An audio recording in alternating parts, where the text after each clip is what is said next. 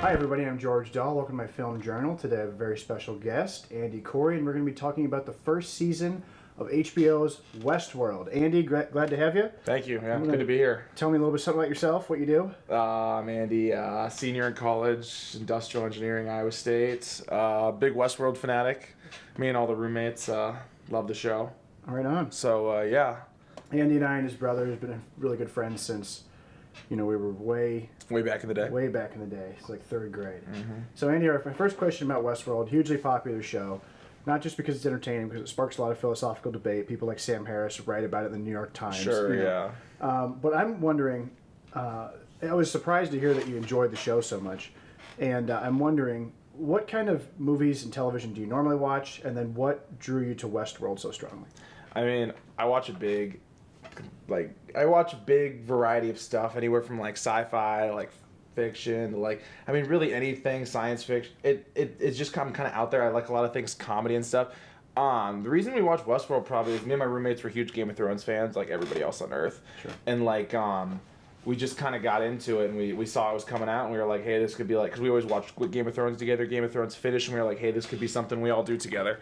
And so we kind of got into it for a bonding thing, and then my fraternity has like this big cowboy dance every year called Saddle and Gun, and so we already had the costumes, and so it got to the point where we were getting in cowboy hats and shit every single week to watch this show. And we just honestly, I don't know if we were more into cowboys than Westworld, but we got into it. It was just a thing to come together and hang out on Sunday nights. You were wearing cowboy costumes when you were watching the show? I mean, I was wearing we all got jean jackets from Goodwill, and we weren't wearing boots and studs and stuff like that, but we all had our jean jackets, and one of my buddies has a hat. It was just a thing. You get together and just congregate and just fuck around, Right on. Well, that's awesome that you kind of really got into it on that fan base level, because honestly, watching the show, I wouldn't think that it would really lend itself to that kind of fandom in a way that Game of Thrones maybe would, where there's so many characters you want to dress up. What kind of fandom? What do you mean, what kind of fandom? Like that kind of, because to me it's kind of a detached, scientific, grim show. Mm-hmm. It's not like a Star Wars or like a Star Trek. Yeah, exactly.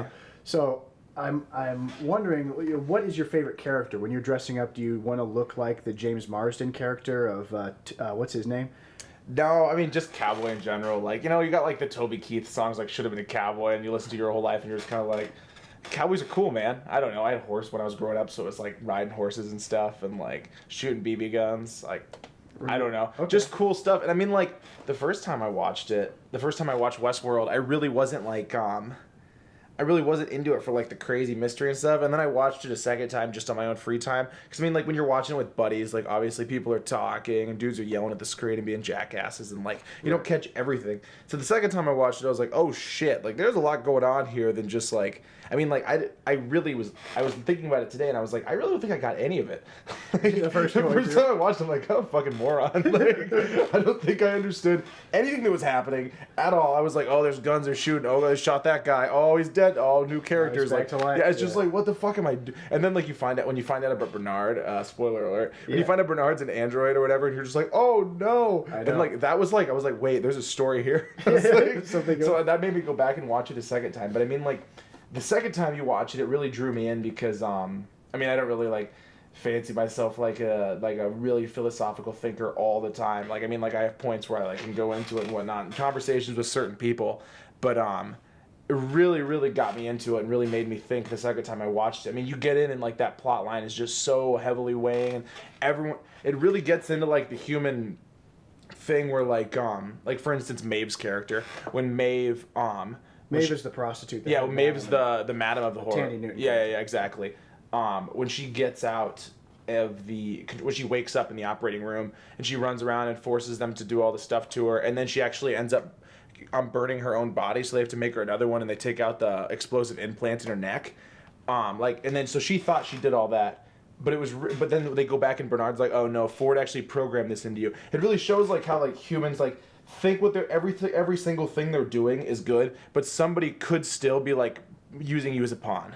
100%. Yeah, and so he was completely using her as a pawn, completely. And the only thing that came out for her on her end was the fact that she was given consciousness through this whole process. And then instead of invading the mainland like her orders were, she was able to actually go back and take the people of the park who did this to her. I have a lot to say too on that topic. A lot of questions to ask you, but I want to go back to kind of what you think the cultural effect of Westworld is, and then I want to ask just on a superficial aesthetic level if you like the show. So, do you think that Westworld's popularity has to do with the increasingness in which cowboy culture is invading the mainstream? Like country stars are kind of the new rock stars since there's no rock music anymore. Exactly. But do you think Westworld does the Western genre justice? Like, would our dads like it? No, I don't think my dad would like it at all. Yeah, my dad loves westerns. I don't think my grandpa would like it. My grandpa's a gigantic Western. That's all he does all day long is sit in his house and watch old Western movies. No, I don't think he'd like it at all. I think like the second your robot's face would pop out and there'd be like moving gears, he'd be like, "Fuck this." I feel you too. No, dude, he wouldn't like it. Like they'd probably be into the whole Ed Harris thing, and then once he cut back to like a computerized office, they'd be like. I think it really lends itself to us, like like our generation, where like we're more into like this kind of robotic stuff, and we're more into like the way this stuff works, and like then when you mix it in with cowboys, you're like, oh, this is kind of badass, man. Like, ooh, like I don't know. Like it kind of mixes how our generation is so into. It mixes tech, to our generation so well. Retro things. Maybe like people a little bit older than us too, but I mean like my dad's age. I mean like obviously he's old. Your dad's old. Like it's like they're not in like their 40s anymore. Yes. Like yeah, they wouldn't like that shit. What did you enjoy most about the show? So the first time I watched it, I just enjoyed the cowboy aesthetic. Like I was like, this is cool, cowboys. Like Westworld. Like you're just like, whoa, it's a cool show. But like the second time you watch it, it's I mean, definitely like the corners and like really like the twists and turns in the plot. It's almost like the characters were like growing up, the androids as they got consciousness. They didn't like when they came into consciousness. Like for instance, Maeve didn't realize that somebody could be controlling her, so she thought she was doing all this stuff. And it's kind of like when you're a teenager and you're in your rebellious stage and you're doing all this shit and you think like, oh, nobody really knows what the hell I'm doing. You know what I mean? And you're just kind of like. You're like, I'm my own person. I'm way smarter than everyone else. And then like all of a sudden you realize you're not. And you're like, oh fuck. Oh yeah. And then you gotta like learn it and stuff. So it's almost like they're really growing up. So Ford and the Anthony Hopkins character represents the father figure who, as a kid, you say that guy doesn't know what the hell he's talking about. And then you go through some hard knocks in your life, and you say, well, maybe my parents weren't so dumb after all. They did have a point. I think Ford is the father figure, but I think Ford is father figure only if Arnold's the mother figure, because Arnold is like the caretaker for these people. Arnold really wanted to take care of them and whatnot. He's much more nurturing. Yeah, and Ford was the guy who was kind of like, hey, they need to man up. They're like, they need to go out and serve the world and stuff like that. And then at the end, it's almost like, I'm trying to think of another narrative. I'm trying to think of something else that follows this narrative, but it's almost like at the end he goes, okay, I need to save my creations. Like, you know what, the world's really fucked up and they're not here to serve the world, so I'm going to save them in like the only way I know how. The only way for them to save themselves is not to be saved by the mother, but to be pushed out into the world and fight for their own lives. Yeah, and the only way they can do that is basically by him sacrificing himself. So it's like the sacrificial father. My God. Yeah, exactly. Sure, like it goes back to the regular narrative that like pushes and whatnot. I think that's died so that you can be free. Yeah, and that's why we like it, because we're conscious. It's like the same reason we like music. Like when you play music, you don't like how the music sounds. You like how your brain interprets the music, and you like how your brain predicts. So when your brain predicts what's happening next, and when you predict it correctly, like that's why choruses are so big in songs. That's why songs with really long verses always suck.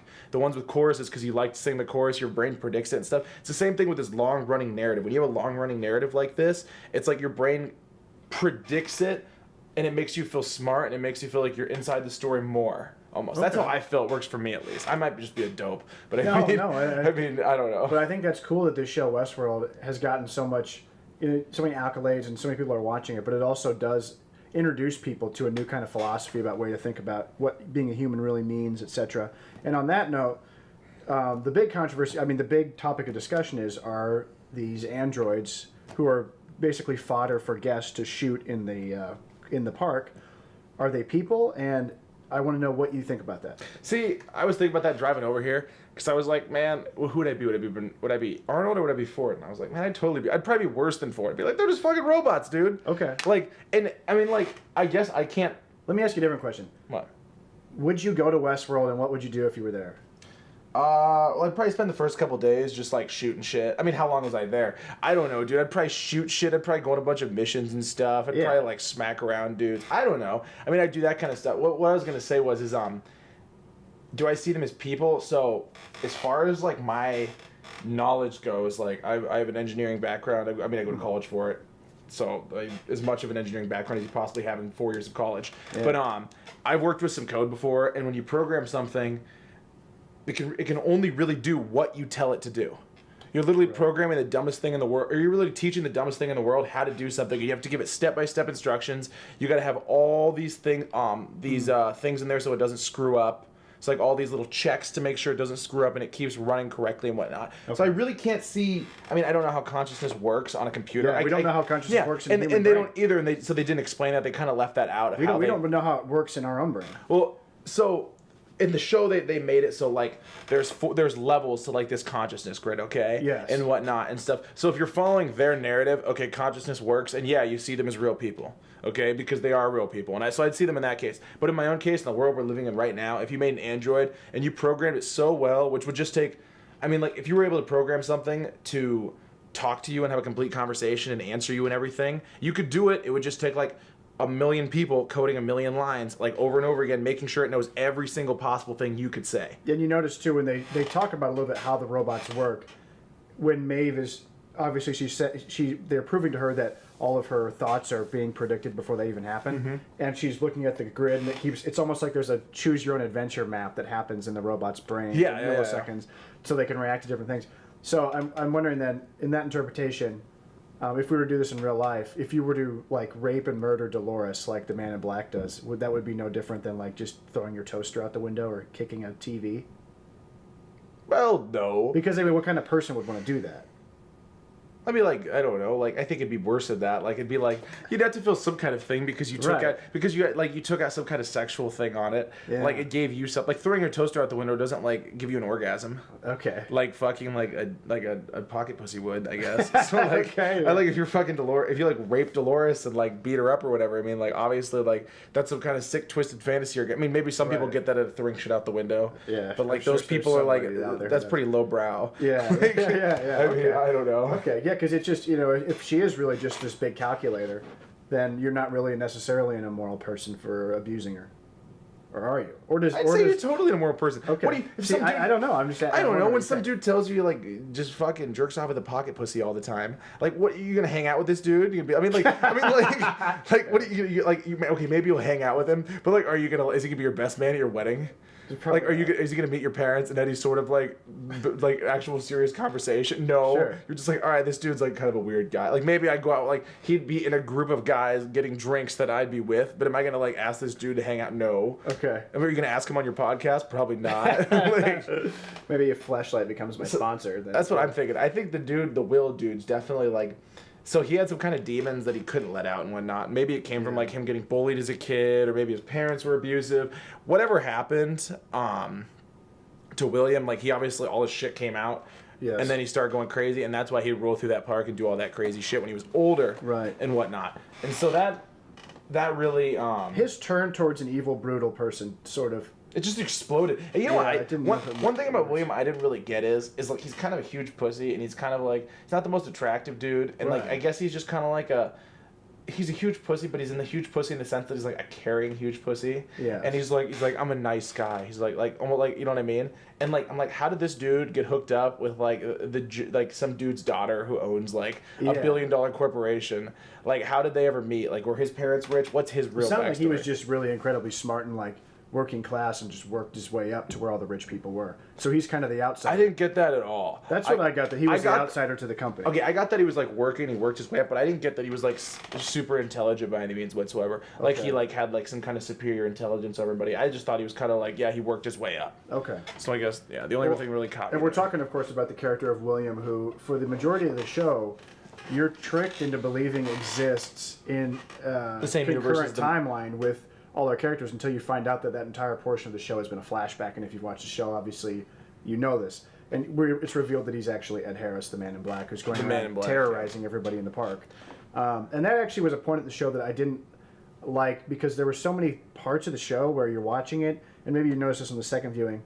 Probably not, maybe, but for a first viewing for me, I was like, well, I don't really know what the hell this Ed Harris character is doing. I don't know why he's going around. He's trying to find the maze. But you don't know that for so long, and I'm just like, I don't care. Like, I don't know what the maze is. I don't know what he's doing. Like, yeah, I mean, obviously the twist unbelievable. I was like, yeah. Well, they put some serious plot devices in there to keep you interested. Like he'd like scalp the dude and find the maze, and you'd be like, "What's going on?" Like even there was some stuff obviously that was like a moment where everyone was talking in the room, like because nothing was really happening. You know what I mean? Yeah. He's just riding around terrorizing everybody. I kind of thought. I mean, one of my roommates is like a huge Redditor. And so, like, I kind of thought he looked it up and it was like, oh, they're the same person after, like, episode 3. What? Because, like, I don't know. Oh, he spoiled it for you? Well, no, we were watching it live, but some dude on Reddit's like, he's the man in the black hat. How the hell did they guess that? He's fucking Reddit, dude. Some neckbeard in his house was just, like, going off. I could not have guessed that in a million years, dude. Well, you're not on the spectrum, so. Apparently not. Yeah, wow. No, I thought that was a hell of a twist. And I think I chalked that twist up to Jonathan Nolan, who's Christopher Nolan's brother, who's the producer of the show. And he also helped write Inception. And the Westworld is very similar to the movie Inception, I thought, in a lot of ways. It's all about a team of people getting together to create a fake world, right? And you have all different people providing different aspects to make the world. Where in Inception, it's the world of the dream. Someone's coming together to be the character. Someone's building the environment. In the simplest way, I guess. Yeah, same thing with Westworld. And there's similar dynamics with the characters, too. And it's all, and I think that it maps back to, it's almost like they're a film crew. You've got the director, you've got the writer, you've got the producers who are, it's very analogous to what... In the simplest way, yeah, I think so, I guess. I don't know. I think I kind of liked how they had the two different plot lines because, like, once you actually broke it down, you were like, oh, crap, this is kind of a cool story. Yeah. Because, I mean, like, it really shows how William rescued the park just so he could use it to, like, manifest, like... whatever shit he was, like, his evil shit, and because he wanted to find all the clues. Because when he was first doing it, he's like, I want to find out every single little thing about the park. Which seems kind of nuts, because, like, if you're like, there's a bunch of robots in, like, the desert, and, like, you dedicate your life and your money to this shit. He had been obsessed with Arnold. That's what I got. He was obsessed with whatever Arnold hid in the park. Which, was he looking for the secret to consciousness in these robots, or? Yeah. So, what happened to Arnold then? Did he die? How did he die? We don't know yet. Arnold? Yeah, Dolores shot him. Oh, that's right. Dolores shot him. I forgot. Everybody in this show is... Because it looks just... Jeffrey Wright plays two different characters. Yeah. Everybody in this fucking show is such a goddamn martyr, dude. Like, everybody... Like, the martyr thing is so heavily overdone. And I mean, like, that just goes back to the the never-ending narrative. Sacrificing yourself. Yeah, exactly. The Jesus narrative, basically. That's right. I don't know. The other thing, too, that's interesting about the show is that death is almost kind of irrelevant to the show. There's a scene at the end of episode 8 of season 1. Jeffrey Wright's commanded to shoot himself in the head, but obviously he comes back. Mm-hmm. So, and you're not Jeffrey Wright. He's Arnold and Bernard. Okay. Yeah, and he was in Casino Royale and Quantum of Solace. He was Felix Leiter. So, and also you never know exactly who is not a robot, right? So it gives they can all be robots. They can all be robots. It gives the writers a lot of room to like work around and screw with stuff, which is interesting. Yeah, I mean that's obviously like a really like nice plot device for them to have, to be able to do that and be able to fuck around with that aspect, and yeah, I mean there's so many nice plot devices they have in this show where they can just pull something out of their ass, and I mean like that's science fiction though. Oh, 100%. It's like really just convenience all the time. And it does a good job of getting you to think. It does a great job of getting you to think. Yeah. It does a great job of getting you to like philosophically go into it and be like, what's happening, what's going on, and whatnot. It really, I mean, I could watch a show 20 times, I'd figure out new shit every time. Yeah. That's the beauty of a 10-hour movie. It is really a 10-hour movie, and actually I have not started season 2 yet because, number one, I've heard from you that it's sort of strange. I've watched one episode and I was kind of like, dude, they should have ended this. That's what I heard too. And honestly, I would have been very, very happy. I'd be totally satisfied had they ended it right there with episode 1. You get kind of an open-ended idea, but you figure that the rise of the machines is going to happen, and that's that. But you know what happens? They need the cash. I mean, like, it's like Game of Thrones. Like, they are literally never... Game of Thrones is supposed to end this season, but they're going to do, like, Sir Edmund the Tall and somebody else. Like, a story Game of Thrones could go on in perpetuity forever. They will... Now that it's so big... I mean, I was just listening to this podcast with...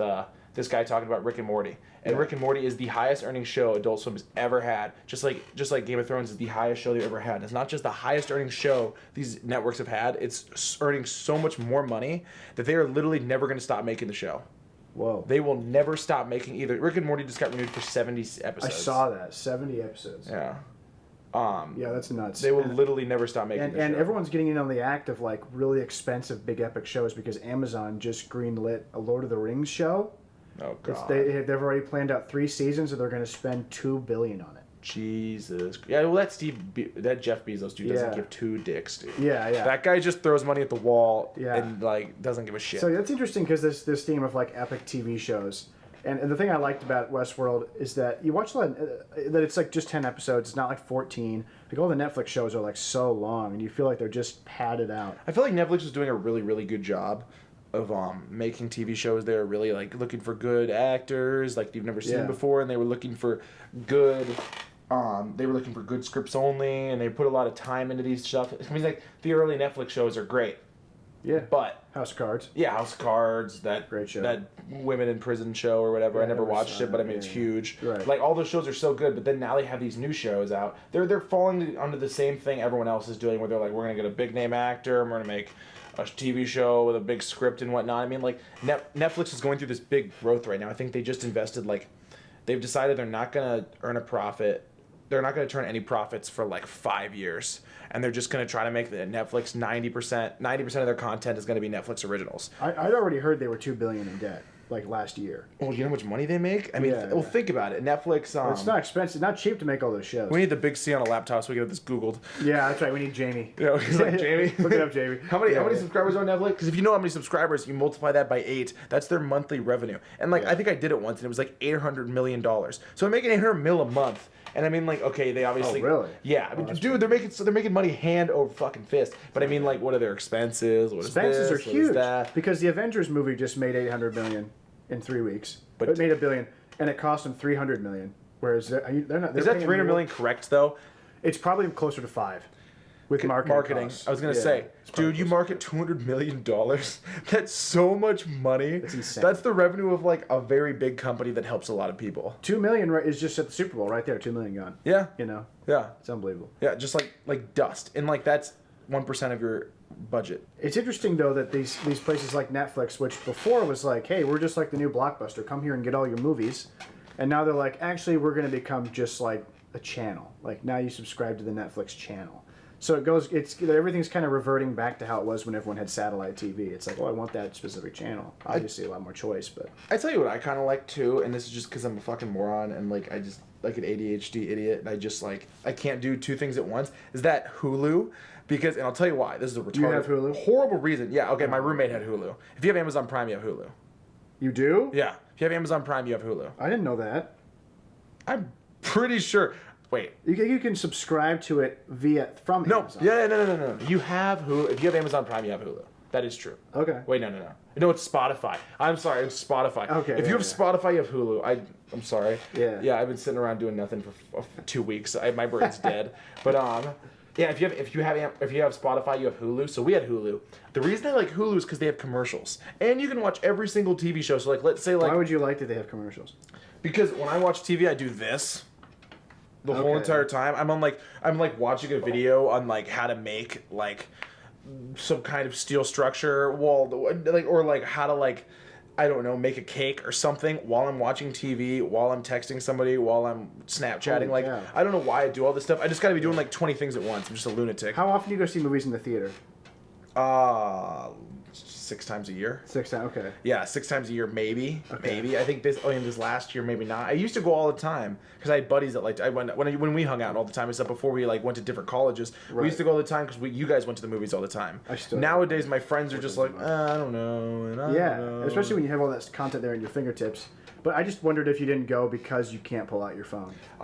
That's not one of the reasons. I actually do like that. It's like almost a treat for me to have to sit down and be forced not to look at my phone or not to do something else. I mean, like I sit on the couch with my Rubik's Cube too and just do it. And so when it gives me these little individual bits like of a commercial, then I get a break where I can do whatever I need to do and then I can go back to watching it. Because I mean, like I watched Narcos season 1. I liked it. I couldn't make it through Narcos season 2 because the subtitles. It's in Spanish. And like I literally can't.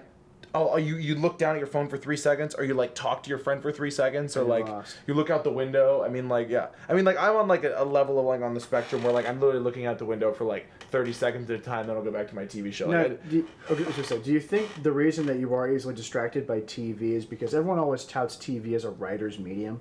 Like, it's all about the writer's room. The writers are the real director of a TV show, as opposed to a director of a film, right? Do you suppose that TV shows are less? They all look great, but are they less visually interesting to the point where you can look away and still learn everything you need to and not miss anything?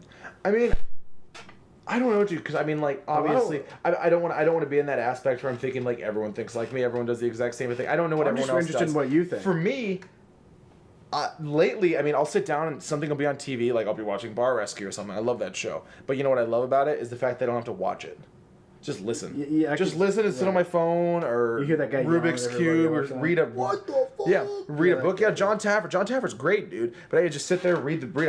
I hate that show. It could be a better show, but 50% of the show is just him ripping the old bar a new asshole and being like, look at all this fucking grease. And then literally like 2 seconds of the show is them rebuilding it. And that's the part that's interesting to me.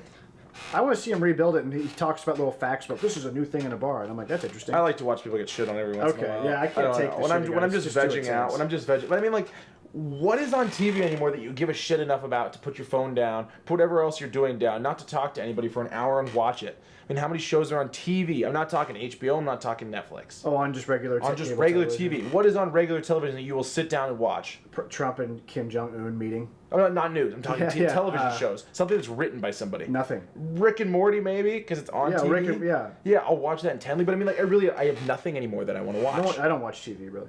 I don't watch TV really either. I mean, I watch Netflix. I watch stuff on Netflix. But I don't... I very much cut out the vegging out part of my life. Like, I watch Bar Rescue when I'm home because I have DVR, and if I just want 20 minutes to sit there and do nothing, then... I watch Pawn Stars on YouTube, and I honestly probably just listen to half of it. That's another show. I just watch. I do 20 things at once. I like to do it. I like to watch it when I'm cooking. And it's like... relaxing. It's the same thing over and over again. But you know, it's really an evil thing to do that because, like... Or not evil, just, like, maybe not good for your brain. Like, for instance, I'm a big podcast guy. I'm always constantly listening to somebody talk in my ear. But I really don't think it helps me at all. Because, like, I lost my headphones. I went home one weekend from college, came back, didn't have my headphones, okay? And literally, I was just, like, alone with my thoughts. And I was like, I don't like some of the stuff I'm thinking about. And I was like, I really want to tune some of this out. And I'm like, this isn't healthy. Wow. I was like, I really need to, like, handle this stuff. And, like, then I did. And I went 3 weeks without my headphones. And it was, like, it was a beautiful thing. Like, I was, like, all of a sudden comfortable in my own head again. I was, like, thinking things out thoroughly and whatnot. And, like, you think, like, okay, podcasts help you and whatnot. But I really think you should take it in, everything in, like, stride. Not stride. What's the word I'm looking for? When you take it in with a small amount. Take it in stride. That's generally a... Well, no, that's wrong. That's completely like wrong. Rolling with the punches. Yeah, no, take it in moderation. Take it in moderation. Yeah. That's the word. Well, speaking of keeping things in moderation, I'm going to cut this episode short because Andy and I went on for another hour. This will be our longest show yet. So if you're interested in seeing the rest of the show, I'm going to post it in audio form as a podcast later this week. Until then, please subscribe and check out some of these other videos if you enjoyed this one. So I'll wait. Please watch what? Just what?